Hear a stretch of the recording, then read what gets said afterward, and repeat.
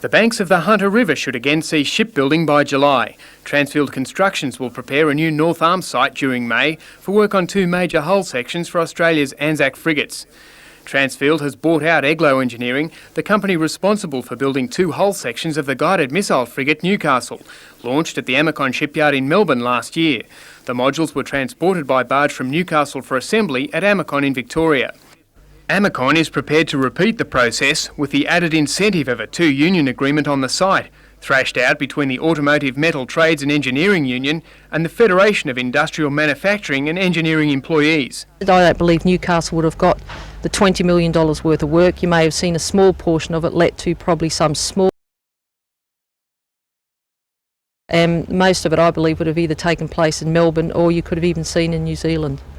The contract initially secures the jobs of 30 to 40 workers who were to be retrenched, and there's the possibility of more jobs during the 18-month build. We believe in July that Transfield Construction will need additional people for that job, and also Transfield are one of those consortiums that are tendering for the SO work later this year. Great. Done.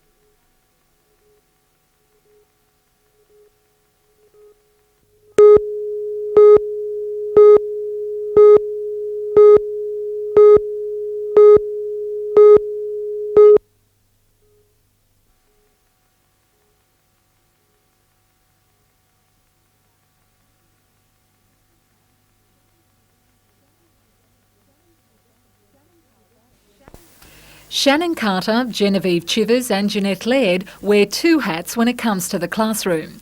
They're all second-year Newcastle Uni students studying Mandarin, but as part of their course, they're also teaching these 3rd graders at Glendale East Primary School, one of 8 taking part in the program.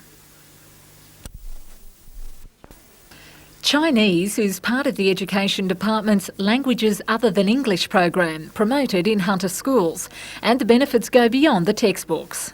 Oh, it's more than learning a language. You talk about their culture, you learn the language, they're going to sing songs, and it sort of breaks down the racism that they hear in their, normal lives outside school.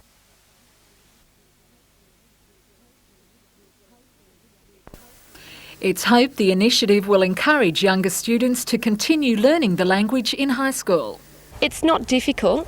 It takes a bit of work, but it's not difficult. Yeah, so it's enjoyable.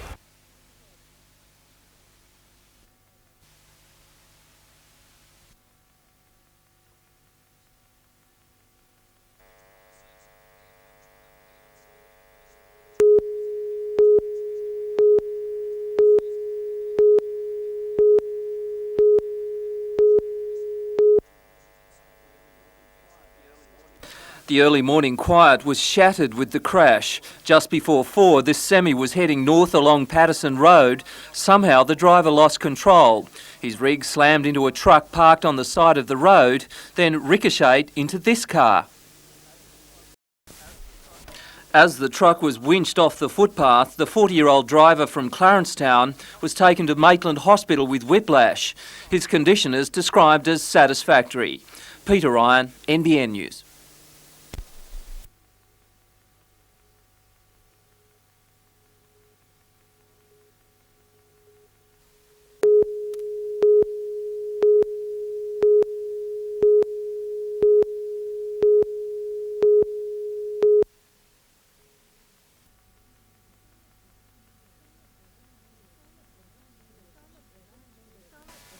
Some of the 9-member cast were polishing their performances during the final dress rehearsal at Newcastle's Playhouse today. It's a star-studded troupe, including local actors Matthew Lilly and Barry Shepherd playing the lead role. They're joined by Anne-Louise Lambert and Barbara Stevens, who's no stranger to the story. I did the original production last year that started in Queensland and then did the national tour, and it's really good to have a crack at a fresh new production of it this year. Although most people find the subject of money a serious issue, David Williamson's production is a challenging comedy. It's about are money and friends mutually exclusive? Really, if you have money, do you have friends? And if you don't have money, will your friends help you? The play will be performed in Newcastle until the end of May, then it tours New England until June. We've had 2 previews and both nights have been great. People have just howled with laughter all the way through. So With a bit of luck, it'll be like that tonight.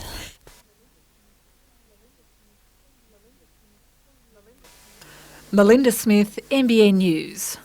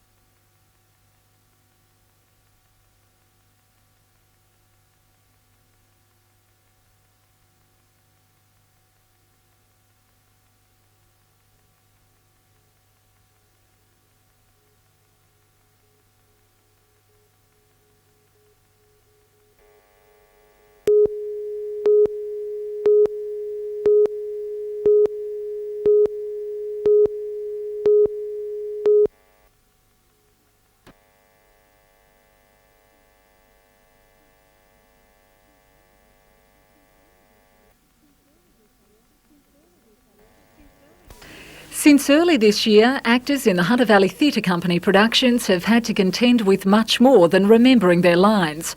The Playhouse is next door to the Civic Theatre. Constant noise from jackhammers and drills have plagued rehearsals and daytime performances. During those daytime performances, unfortunately, on many occasions, they were interrupted by noise vibrating through the walls from the Civic Theatre refurbishment. And there, I hope you can hear that. That's just an example of the sort of drilling noises that pervaded into the theatre here. The theatre company says it was told there was a contractual agreement which should prevent disruptions to performances. Today, a spokesman said council was forced to deny a request by the company to stop work on certain dates, but believed workers had tried to cooperate. The builders confirmed they were already behind schedule for the September 12 completion date. Both council and the construction company say if work was to periodically stop, it would create a massive budget blowout and cause lengthy delays. And the problem is set to escalate. Over the next few weeks, the builders have scheduled heavy demolition work. The Playhouse has programmed a series of children's matinee performances. It'll be great to have a new refurbished Civic Theatre there. I'm certainly not knocking that, but I'm very concerned that it's at the expense of the great work that's being done here at the Hunter Valley Theatre Company.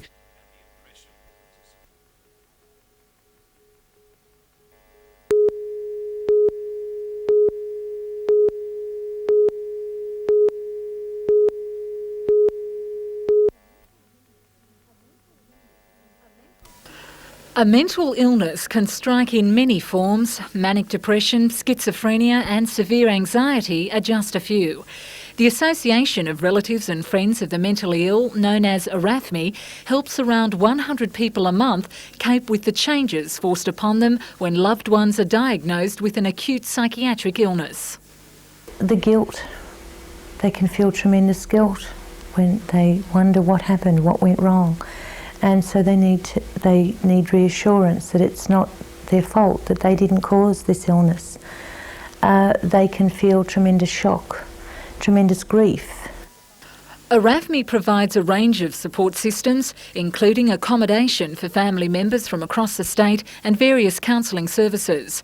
The demand has become so great, the organisation is moving to larger premises within the James Fletcher Hospital, allowing its 26 volunteers to continue their valuable service.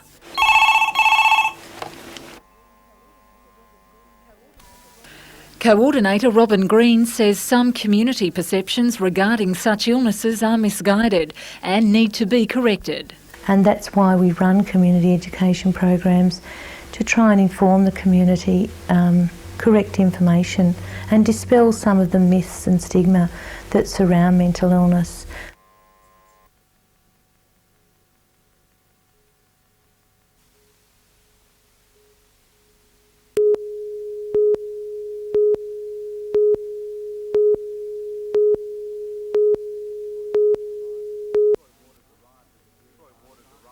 Troy Waters arrived at the hearing last night confident his name would be cleared. He was ruled unfit by a doctor last month, only minutes before he was due to step into the ring at the Newcastle Entertainment Centre.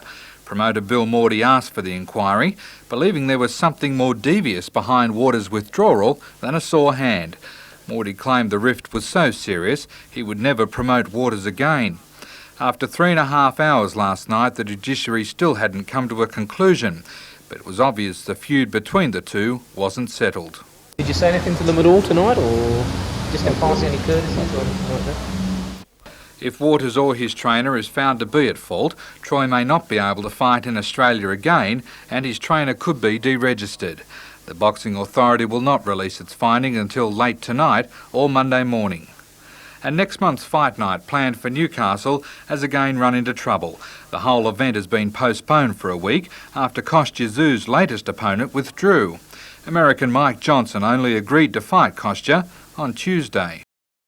That he's scared to fight Kostya Tszyu and that he doesn't want to jeopardise his current standing and ranking. It's the second time an event like this has been postponed in Newcastle, and organisers understand if fight fans are becoming sceptical. We're offering a full refund on tickets, so if people can't make the date on the 14th of May, there will be a refund available. However, all tickets are valid and current for the 14th of May. Darren Curtis, NBN News.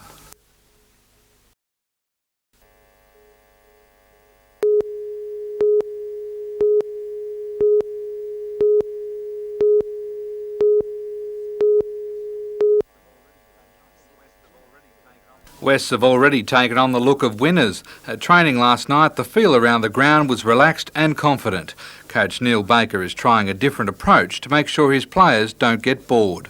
Yeah, they're all enjoying themselves. They're a good mob of guys. I don't try and train them too hard. I give them, there's plenty of experience there, and I let them have their own head, and that's what you've got to do in this sort of competition. And his style is working. So far in just 4 games, his side has racked up 158 points and only conceded 54. I said to the fellas at training last night is not to be complacent. I think that's what'll beat Western Suburbs is complacency. Their opponents on Sunday, though, are no slouches either. The Cheetahs have won 3 on the trot and also have more than 100 points to their credit.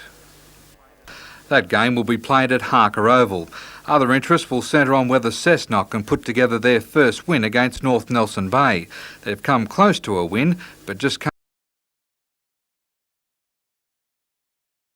They come up against South.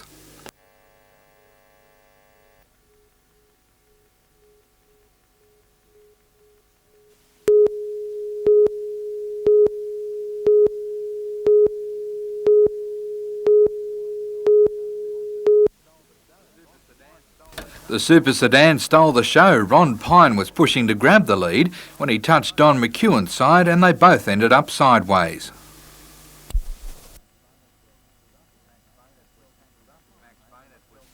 Max Baynett was tangled up in the prang and was belted from behind, knocking him unconscious. He was later able to walk away without any serious injury. When the race did restart, it wasn't long before McEwen was in another tangle, this time when Greg Hodges' car blew up right in front of him.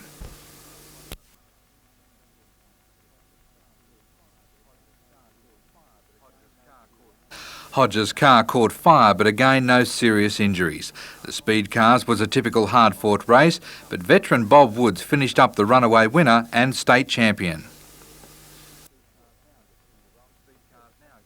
The Speed Cars now get the winter off to prepare for next season.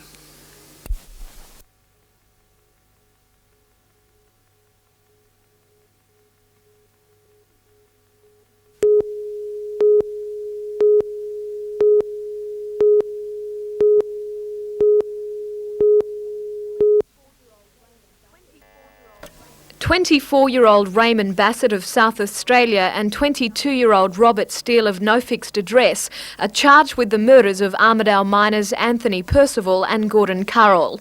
They're also murdering 38-year-old Robert Miller at Hanging Rock. This morning their case was up for mention in Armidale. Friends of the dead men abused the pair as they were led into court. Steele, the taller of the two men, smiled at those standing by. He also faces charges relating to a 2-day siege at nearby Kangi, where a third man, Leonard Leabeater, shot himself. Steele is charged with shoot to avoid apprehension and stealing a car. The men were remanded in custody until July the 5th, while their case is before the courts. They're being kept at Maitland Jail. Jodie McKay, NBN News.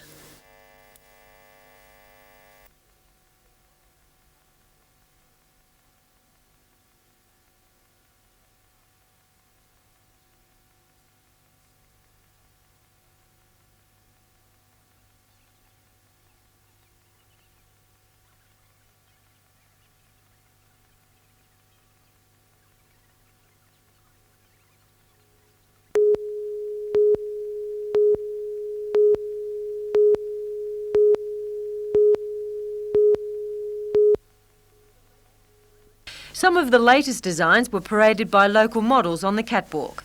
The leopard skin costumes may be a throwback from another era, but are back in fashion as the 60s become hip. A large and mostly trendy crowd converged on Kempsey, complete with hats, suits and style oozing off them. It wasn't long before the one item that is always in style, money, began exchanging hands.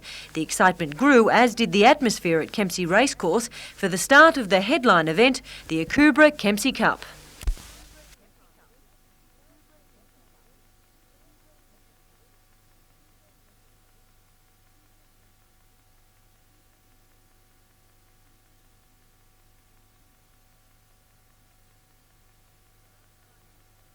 Mark Time won the race, paying $4.90 and $1.80, while Our Ambition paid $2.20 and Royal Dolphin paid $1.70 for third.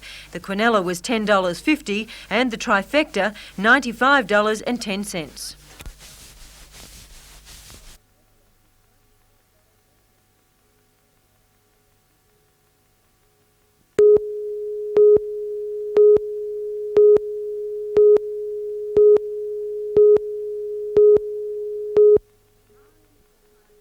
Lions, tigers, elephants, all performing under the big top.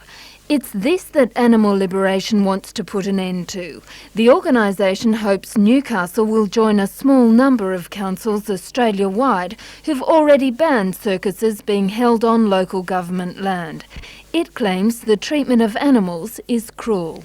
For example, a tiger or a cat, a big cat, would usually spend its days, travelling and walking 15 to 30 kilometres.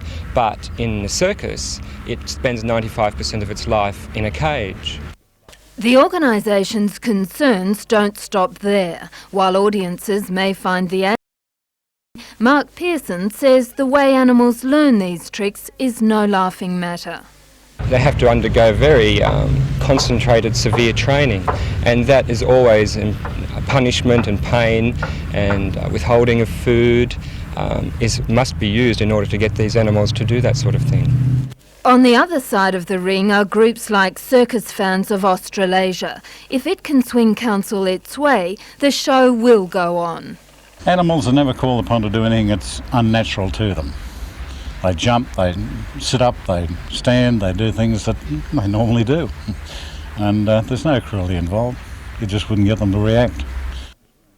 Newcastle City Council wants more information before deciding on the fate of the big top. Jane Anderson, NBN News.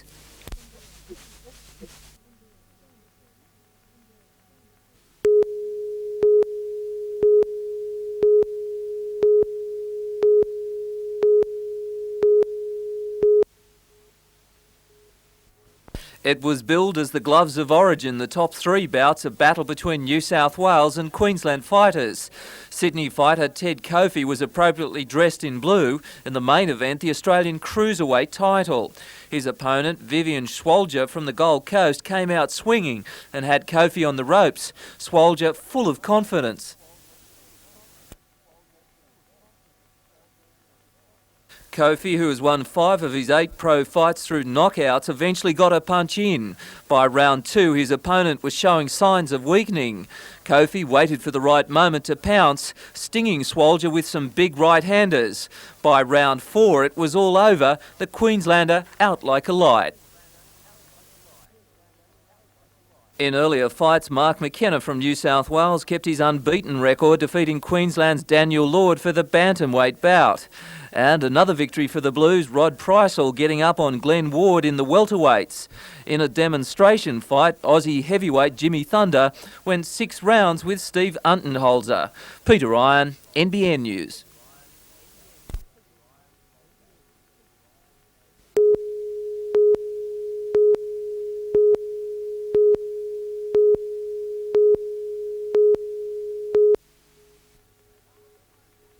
Manning residents are getting used to this. This is the 3rd election in the last 6 months. A position of alderman became available with the resignation of Deputy Mayor Mark Vale, who has since become the federal member for Lyne. The Electoral Commission had expected a good turnout from locals, their job to select an alderman from the 8 candidates. Counting is underway tonight, however a result is not expected until Sunday afternoon. Peter Ryan, NBN News.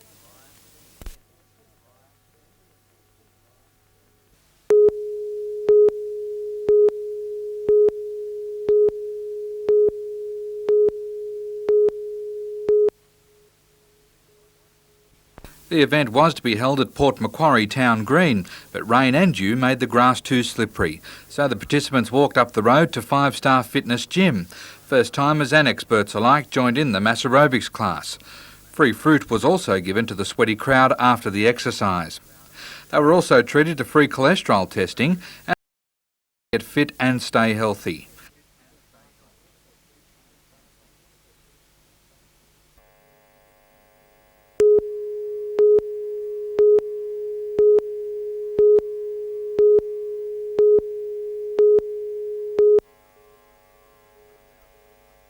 Main bout for the night was between Sawtell's Daniel Hoskin in the white trunks and Queensland's Gary Rule.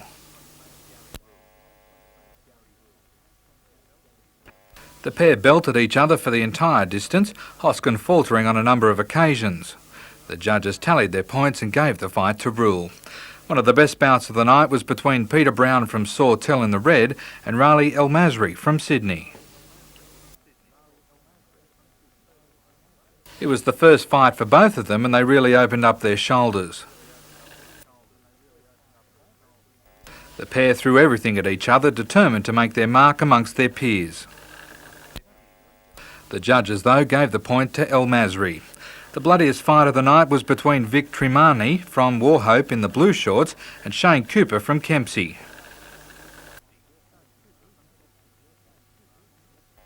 Tremarney was given a number of standing counts because of his bloodied nose. However, the fight continued, the pair picking each other off with continual jabs.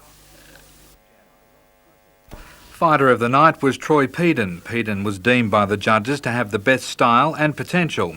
His opponent Quincy Khan of Lismore tried everything to subdue him, but it didn't work. He just came back harder each time. Peden could now be lured to Sydney to fight with one of the bigger gyms.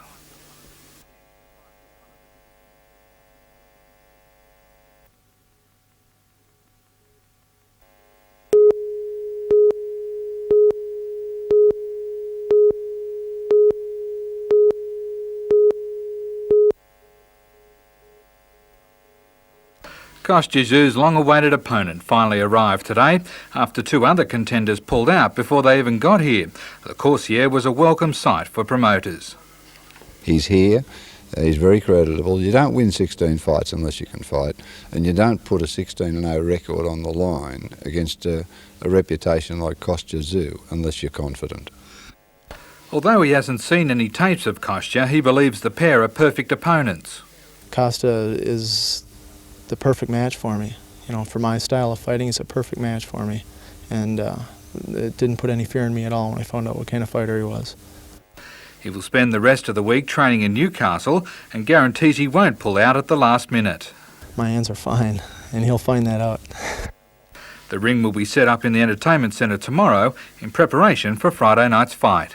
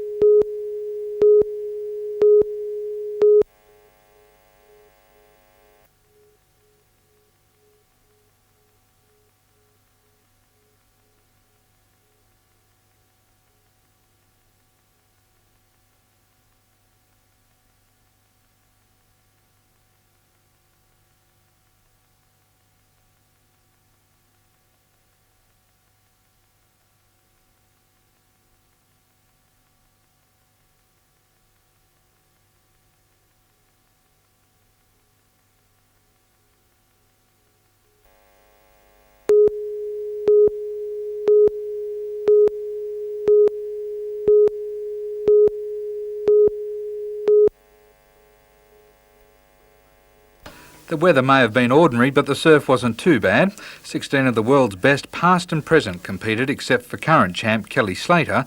He withdrew with a knee injury. Damien Harmon, Barton Lynch, Martin Potter and Tom Carroll were all eliminated in the semi-finals, leaving the main final to Richard Marsh and Matt Hoy. And the final couldn't have happened at a worse time. The swell dropped off, leaving Marsh and Hoy without many waves. Marsh fell off 2 critical waves, but the judges decided he did enough early on to win. Money raised from the contest and rock concert will go towards establishing a scholarship for up-and-coming surfers.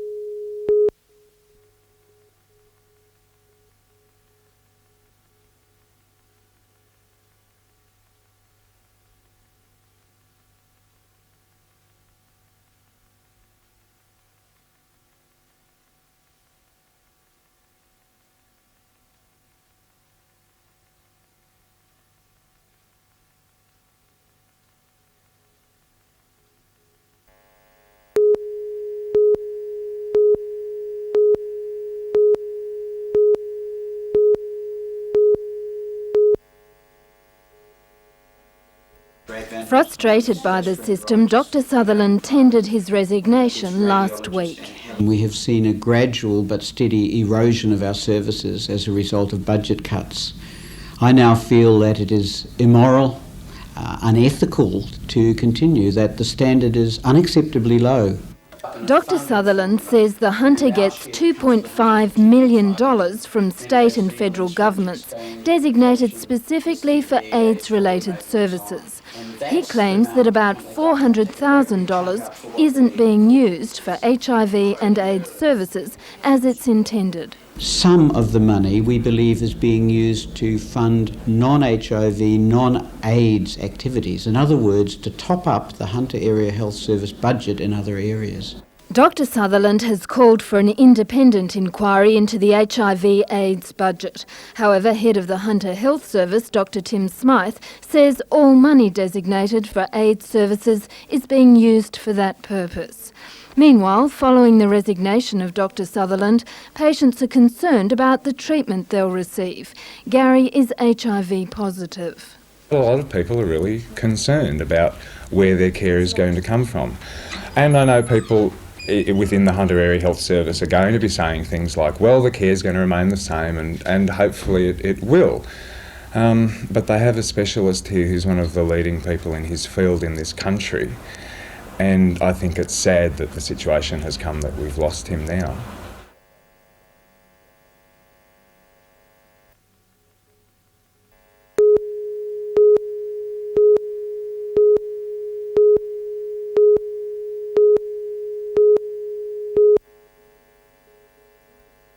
Students at St Philip's College gathered to hear what life is like in Uganda for children of a similar age. World Vision's Kofi Hagan says about half the children in Uganda will never have the chance to go to school.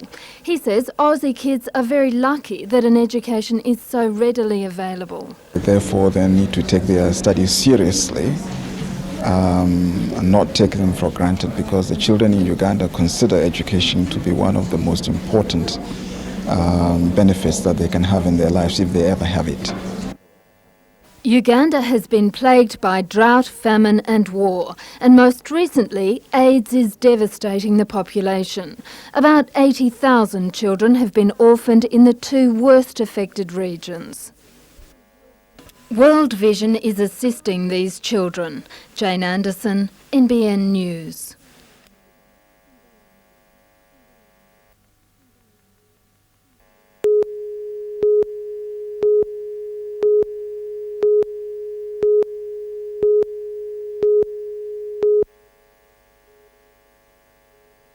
No sooner had he slept off the jet lag and Craig Peavy was trying to put Le Corsair back into orbit. The 2 sparred for 4 rounds this afternoon and neither of them held back. Peavy wanted to test the American out. LaCourcier, on the other hand, didn't want to let anyone put anything over him. LaCourcier may have had 16 wins from 16 fights, but he hasn't been in the ring since November last year, and he will spend the rest of this week getting his timing right. Less than a kilometre away, the only time Kostya was worried about was how long it would be until the fight starts. Kostya sparred for the last time before the fight, pairing up with Casino's Justin Rousel. With training partner Jeff Fennick looking on, Kostya went through a punishing round of speed boxing, and you can see why he's often called the smiling assassin. And after a tough workout, there's nothing like doing your own chiropractic work. On Thursday, Kostya and Fennick will open their training session at Newcastle Police Boys Gym to the public. Darren Curtis, NBN News.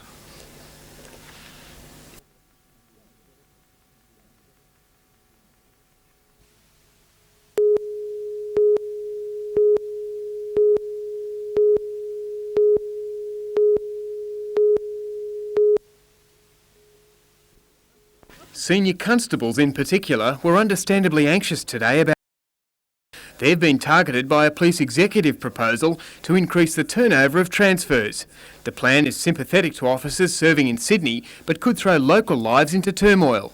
It would affect them greatly, especially if you've got family ties and community ties, which many of them have.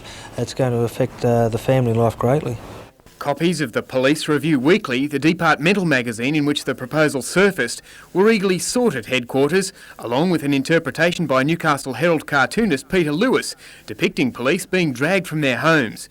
It usually takes about 5 years to achieve the rank of senior constable, but many in Newcastle have many more years' service than that. Many police consider Newcastle a good place to work. They've opted to forgo promotions for the sake of a good lifestyle. Now they could be sent to Sydney anyway. No trade-off as far as promotion goes. We'd like to see it, but it'd be against departmental policy. The only trade-off will be that you'll be allowed to come back in the area at present after 3 years.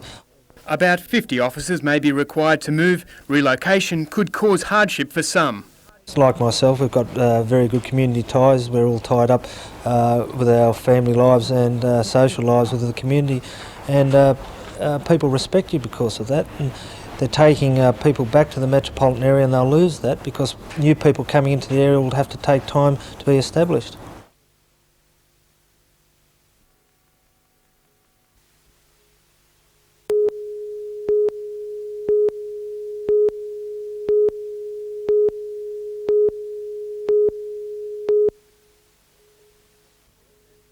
Mick Benson was at work at the Junction Post Office today, still fuming after the NRL decision. Benson has been involved with rugby for 27 years. He is noted as one of the key administrators who saved the Central Charlestown Butcher Boys from demise this season. It was after a game in April that he made a comment to a spectator on the referee's performance. It was effing disgraceful. I didn't make it to the referee. I said, in answer to another person, that I thought that was effing disgraceful. The referee was apparently in earshot. The league has also ruled that another comment was made directly to the ref. It has banned Mick from holding an executive position in the game for 18 months. He's not the first sportsperson to get into trouble for swearing. Benny Elias got a 2-week suspension. Mal Meninga and Alan Border have also used a few indiscreet words and started quite a sensation. I did regret what I did say in relation, I said one word. Like, God blimey, Benny Elias, Mal Meninga, Alan Border, are they going to get 18 months? Mick has vowed to give the game away completely. Last week he resigned as Secretary of Central Charlestown. Peter Ryan, NBN News.